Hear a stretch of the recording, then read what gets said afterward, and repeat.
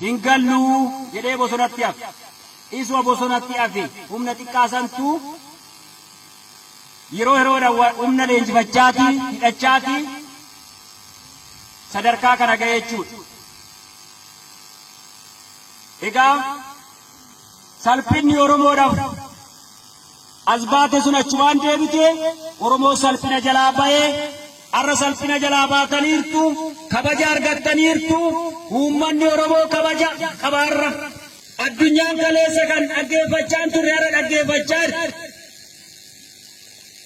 Kanaaf humni yookaan biyyi yookaan sabni waraana qabu humna qabu hin kabajama jechuudha. Yoo waraana hin qabaanne ta'e, yoo humna hin qabaanne ta'e, yoo tokkummaa hin qabaanne ta'e, qaama siif gurmaa'ee yookaaniif immoo akka dhaabatitti akka waraanatitti gadi siif ba'ee siin dubbannu yoo hin qabaanne ta'e, yoomumaa salphataadha jechuudha.